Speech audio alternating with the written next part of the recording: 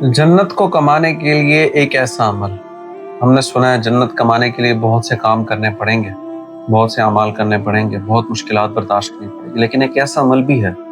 ہمارے نبی نے وہ بتایا ہمیں کہ اگر اس پر ہم عمل کر لیں، اس ایک عمل کو پکڑ لیں اور اس عمل کو ہم کرنا شروع کر دیں، جنت میں جانا ہمارے لیے بہت آسان ہو سکتا ہے۔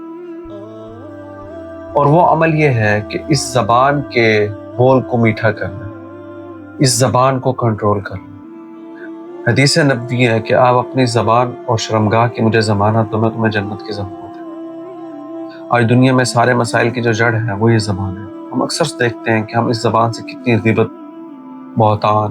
اور کتنے چغلی اور کتنے غلط کام کرتے ہیں، گالیاں دیتے ہیں، لوگوں سے غلط بیانیاں کرتے ہیں، جھوٹ بولتے ہیں، سب اس زبان کے۔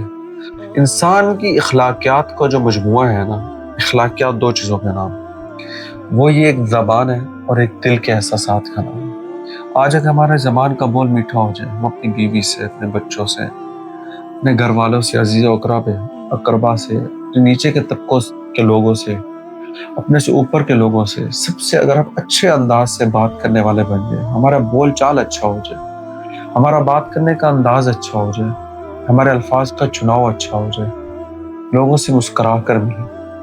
تو ہمارے لیے جنت میں جانا بہت زیادہ آسان ہو جائے۔ ہم بہت سارے اعمال کر لیں، لیکن قیامت والے دن اپنے ان اعمال کو دیکھ کر ہمیں جہنم میں ڈال دیا جائے گا اگر لوگوں کے ساتھ معاملات میں اچھے رہیں۔ اور میں وہ مومن نہیں ہو سکتا جس کے ہاتھ پاؤں سے دوسرا مسلمان محفوظ ہو۔